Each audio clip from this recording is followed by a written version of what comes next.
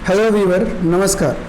Bihar civil code भर्ती परीक्षा का मैथ का प्रैक्टिस सेट्स नंबर आज हम लोग 19 डिस्कस करेंगे। इसके पहले मैं बताना चाहूँगा कि मैथ का प्रैक्टिस सेट्स नंबर 1 से लेकर 18 तक इस चैनल पे अपलोड किया जा चुका है और साथ ही साथ प्लेटफॉर्म वॉल्यूम 1 और वॉल्यूम 2 की 22 प्रैक्टिस सेट्स, इसके अलावा भी उनका पर्टिकुलर प्लेलिस्ट बनाकर इस चैनल पे अपलोड किया जा चुका है, तो उनको भी देखें और अपनी तैयारी को मजबूती प्रदान करें।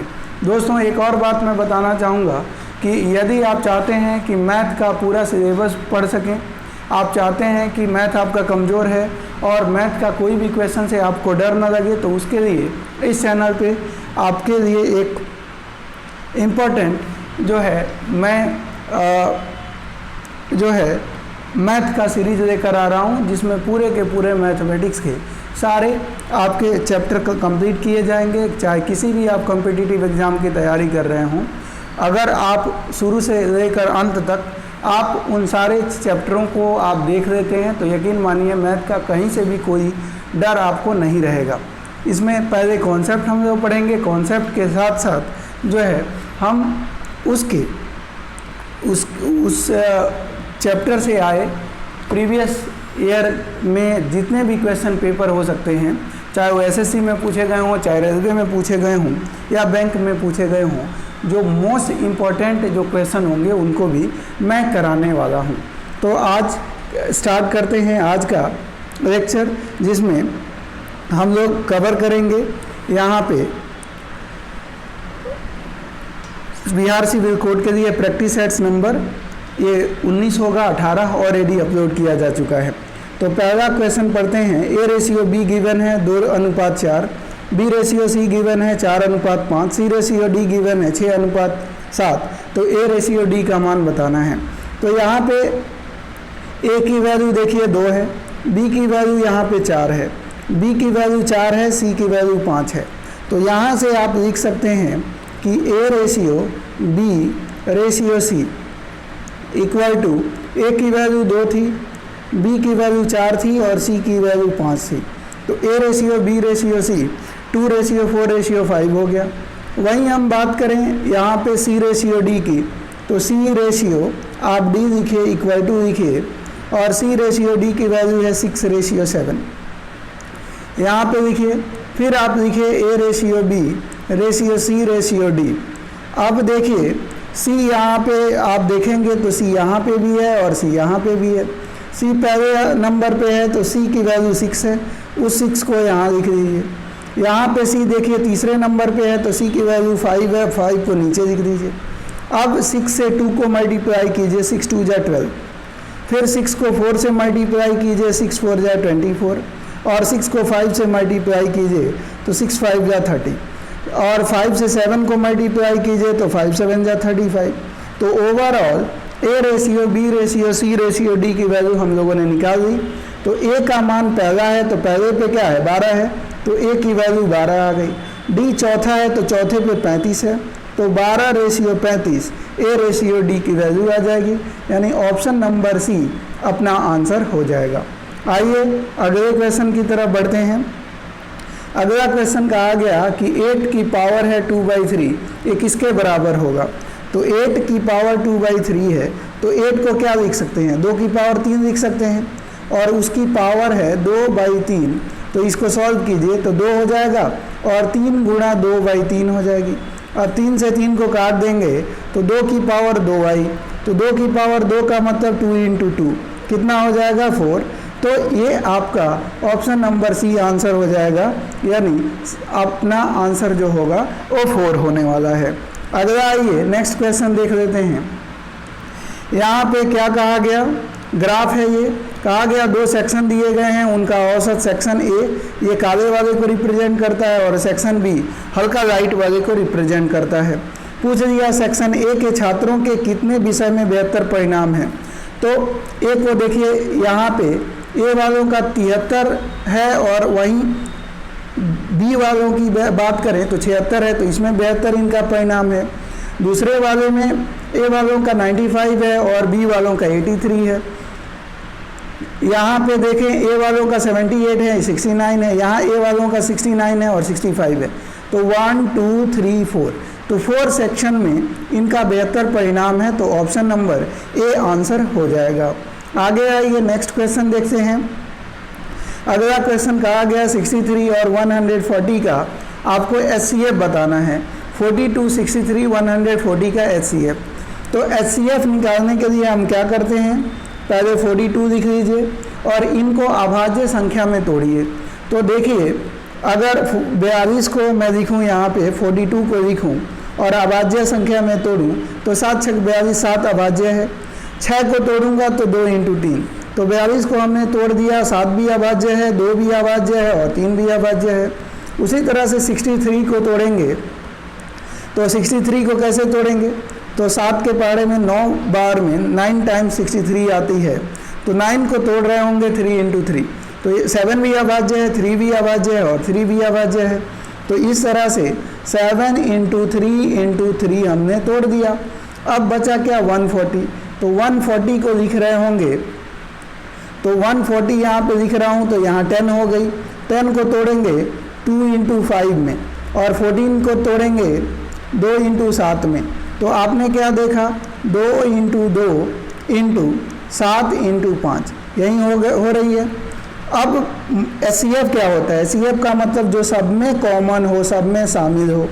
तो सब में शामिल एक ही संख्या है 7, तो इनका HCF जो होगा वो 7 होगा, जो कि ऑप्शन नंबर डी अपना आंसर है। तो डी आपका आंसर हो जाएगा, ऑप्शन नंबर डी। क्लियर। आगे आइए, अगला क्वेश्चन है, क्या बोला गया कि यदि किसी संख्या में 20% की वृद्धि की जाए फिर इसमें 10% की कमी की जाए तो शुद्ध वृद्धि या कमी क्या होगी। मान लेते हैं कि संख्या अपनी 100 है, कहा गया कि 20% की वृद्धि कर दी गई तो 120 हो गया। अब 10% की कमी करी गई तो 120 का 10% 12 होता है, तो 120 में से 12 को घटाएंगे 108 आ गया, तो 100 से 108 हो गया, यानी 8% की वृद्धि अभी भी है। तो ऑप्शन नंबर हमारा ए आंसर हो जाएगा। आइए अगले क्वेश्चन की तरफ बढ़ते हैं। अगला क्वेश्चन क्या बोला गया है कि 2 वर्ष के लिए समान ब्याज दर पर 15,000 रुपये की राशि प्राप्त चक्रवृद्धि ब्याज और साधारण ब्याज के बीच का अंतर 24% है, तो ब्याज की दर बताइए। तो ध्यान रखिएगा, जब साधारण ब्याज का अंतर दिया हो, क्या दिया हो, साधारण ब्याज का अंतर दिया हो और वार्षिक दर पूछे तो फॉर्मूला होता है 24 लिखेंगे और 100/r लिखेंगे। जो आपका अंतर दिया होगा उसको लिखेंगे, फिर 2 साल है तो 2 बार 100/r लिख रहे होंगे और उसके बाद जो आपका 15,000 रुपये की राशि थी तो 15,000 रुपये लिख देंगे। बस इसको सॉल्व कर दीजिए, आंसर आ जाएगा। 3 0 से 3 0 को मैंने काट दिया। अब यहाँ पे 5 2 जा 10 और 5 3 जा 15। अब देखिए 3 से इसको काटिए, 3 8 24, 8 दूनी कितना होता है 16। तो यहाँ देखिए r × r, ये 16 है और इधर हो जाएगा r का स्क्वायर, स्क्वायर हटाएंगे तो रूट में चला जाएगा। तो r बराबर ये 16 को कैसे तोड़ेंगे, 4 × 4, ये पेयर बन गया तो रेट आ गई 4%। तो ऑप्शन नंबर आपका बी आंसर होने वाला है, यानी 4% हमारा आंसर हो जाएगा। आइए अगले क्वेश्चन की तरफ बढ़ते हैं। क्वेश्चन नंबर नेक्स्ट देखते हैं, क्या बोला गया, वह छोटी सी छोटी संख्या ज्ञात करिए जो पहली 10 प्राकृतिक संख्याओं से विभाज्य हो। तो पहला ही सबसे छोटा क्या है, 1040। अब देखिए पहली यानी 1 से भी जाना चाहिए, 2 से भी जाना चाहिए, 3 से भी जाना चाहिए, 4 5 6 7 8 9 और 10, ये सब से जाना चाहिए। तो हम 7 से इसको देखें तो देखिए 7 एकम 7 और 34, 7 चौक 28, 6 60, 7 के पारे में नहीं आएगा तो ये नहीं हो सकता। अब उसके बाद छोटी कौन सी है, 25 20 है, तो 25 20 को ले लीजिए। अब 1 से यहाँ से करूँगा तो 1 से तो सब चला जाएगा, 2 से लास्ट में 0 है तो 2 से भी चला जाएगा, 5 2 7 2 9, 3 के पारे में से ये 3 8 24, 3 चौका 12, ये 3 से भी चला जाएगा। 4 से काटूंगा तो 4 5 20, 4 से भी चला जाएगा। 5 से लास्ट में 0 है तो 5 से भी चला जाएगा, और 2 और 3 से जा रहा है तो 6 से भी चला जाएगा। 7 से 7 3 के 21, 7 6 42, 7 से भी चला जाएगा। 8 से काटूंगा तो 8 3 जा 24, 8 1 जा 8, 8 5 जा 40, इससे भी चला जा रहा है। ये 9 से भी चला जाएगा और 10 से भी चला जाएगा। तो ऑप्शन नंबर अपना क्या हो जाएगा, यही आंसर हो जाएगा, क्योंकि ये उससे बड़े हैं, वो छोटा पूछ रहा है, तो ऑप्शन नंबर ए आंसर हो गया। आगे आइए नेक्स्ट क्वेश्चन की तरफ। अगला क्वेश्चन बोला गया है कि इनमें से कौन सा 11 से डिविजिबल है। तो देखिए पहले नंबर को चेक करते हैं, 3 3 2 1 5 5 ये है। तो देखिए इधर से एक एक छोड़कर इन संख्याओं को जोड़िए। ये 3 हो गया, 2 5 हो गई और 5 10 हो गई। इनको एक एक छोड़कर जोड़िए, 3 1 4 1 5, तो 3 1 4 और 5 कितना होता है 9। तो 10 और 9 या तो बराबर हो, ये और ये या तो बराबर होना चाहिए, नहीं तो इनका और इनका अंतर जो होना चाहिए वो 11 का मल्टीपल होना चाहिए। तो कुछ भी नहीं है तो ये नहीं होगा। दूसरा चेक कर लेते हैं, 2 0 3 4 5 6, तो ये 2 3 5 और 5 10 हो गई। 0 और 4 4 और 6 10, तो देखिए ये दोनों बराबर हैं, तो इसका मतलब यही 11 से डिविजिबल हो जाएगा। आइए अगला क्वेश्चन देख लेते हैं।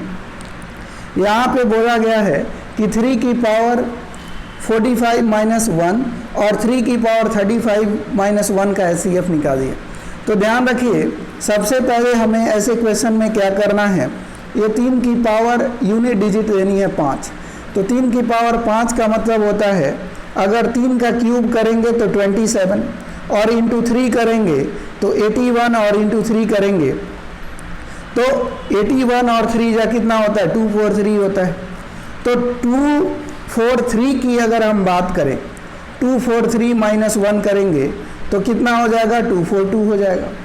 और फिर यहाँ पे वहीं आना है 242, तो दोनों में 242 कॉमन है और दोनों में जो कॉमन होता है वहीं HCF कहलाता है।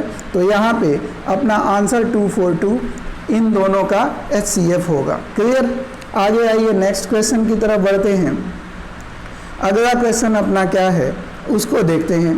क्या बोला गया कि ओवर रूट 45 और रूट 125 की वैल्यू 17.88 है, तो इनकी वैल्यू क्या होगी। तो सबसे पहले तो रूट 45 को तोड़ देते हैं। 3 3 जा 9, 5 जा 45 होती है। तो यहाँ पे आप क्या देख रहे हैं कि ये 3 का पेयर बन रहा है, तो एक 3 बाहर आ जाएगा, 5 अंदर रहेगा। फिर इनको तोड़िए, तो इनको तोड़ेंगे तो क्या देखेंगे 125 को 5 इंटू 5 इंटू 5 में। अब देखिए ये 5 का पेयर बन गया तो 5 बाहर आ गया और रूट 5 एक अंदर रह गया। तो 5 प्लस रूट 5 यानी ओवरऑल 3 और 5 कितना होता है 8। 8 रूट 5 इनकी वैल्यू आ गई और ये कह रहे हैं कि 17.88 ये वैल्यू है। तो रूट 5 की वैल्यू कैसे निकालेंगे, तो 8 को यहाँ रखेंगे। अब 8 से इसको काटेंगे तो कितना होता है 8 दूनी 16, 1 बच गया 18 यानी 8 दूनी 16, 2 बच गया 28, 8 तीर के 24 और 4 8 पचे 40। तो यहाँ पे ये वैल्यू हो जाएगी रूट 5 का ये वैल्यू हो गई 2.235, ऐसे वैल्यू हो गई। अब इन्होंने बोला है कि 180 रूट 180 प्लस 80 की वैल्यू बताइए। तो ध्यान रखिएगा, रूट 180 को तोड़ेंगे तो कैसे तोड़ेंगे, तो आप जानते हैं कि अगर 180 को तोड़ना है, यहाँ देखिए मैं ऊपर तोड़ रहा हूँ, 180 है तो ये 10 हो जाएगी और यहाँ पे 18 हो जाएगी। तो 2 इंटू 5 में तोड़ेंगे और 9 दूनी 18, तो 9 को हम 3 इंटू 3 लिख सकते हैं और फिर 2 लिखेंगे और 2 इंटू 5 लिखेंगे। इस तरह से हम तोड़ रहे होंगे। तो यहाँ पे अपना पेयर क्या बनेगा 3 का, 3 बाहर आ जाएगी। यहाँ पे 2 का बना तो 2 बाहर आ जाएगा और रूट 5 हो जाएगी, यानी ओवरऑल 6 रूट 5 हो गई। ये हो गया। फिर 80 को तोड़ेंगे तो 16 पचे 80 होता है, 16 में यानी 4 इंटू 4, तो 1 4 बाहर आएगा और 5। तो यहाँ पे 6 4 कितना हो गया 10 रूट 5 हो गई।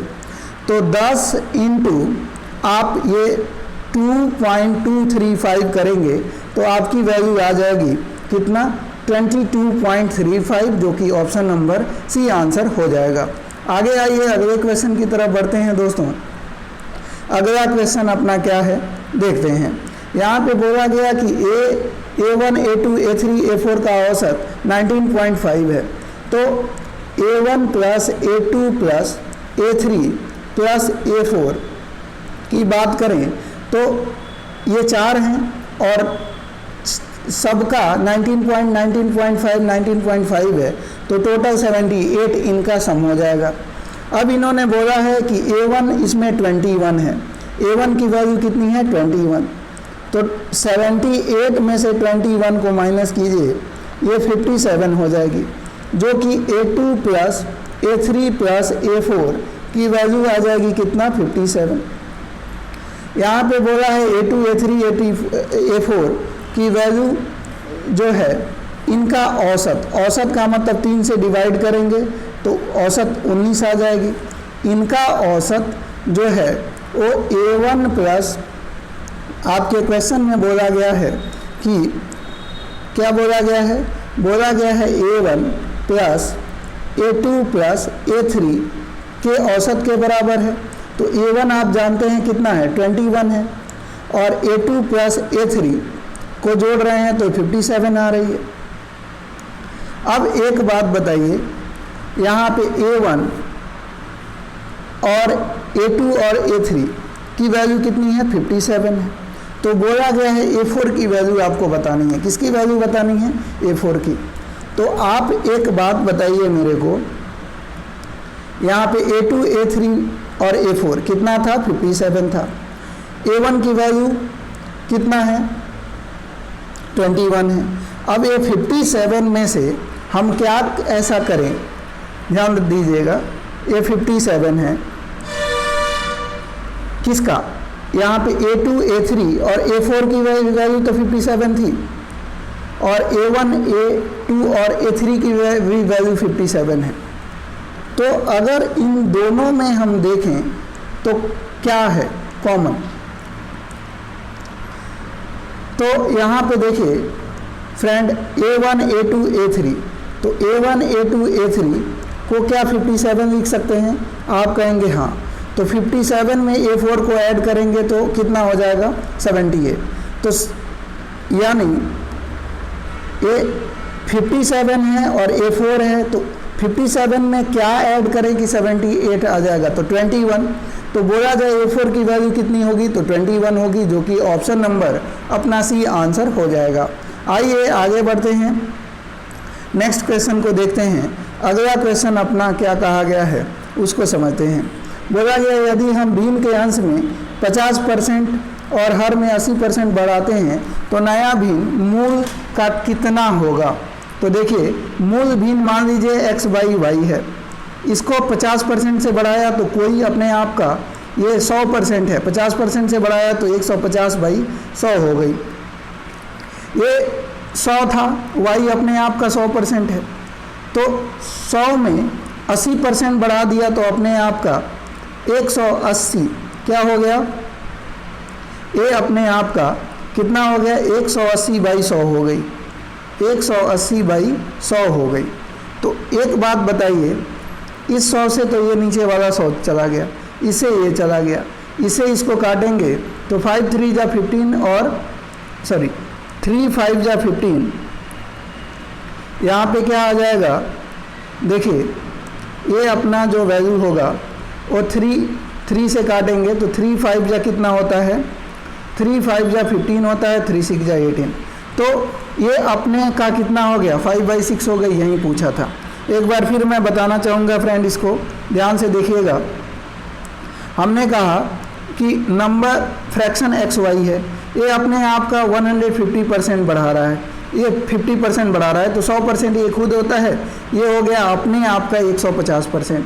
ये 100% है, 80% अपने आप को बढ़ा रहा है, तो अपने आप का 180/180% हो गई, परसेंट के लिए 100, 0 0 कट गया, इससे इसको काट देंगे, 3 5 जा 15, 3 6 जा 18, तो ये अपने आप का 5/6 हो जाएगा, जो कि ऑप्शन नंबर बी अपना आंसर है। अगला आइए नेक्स्ट क्वेश्चन देख लेते हैं।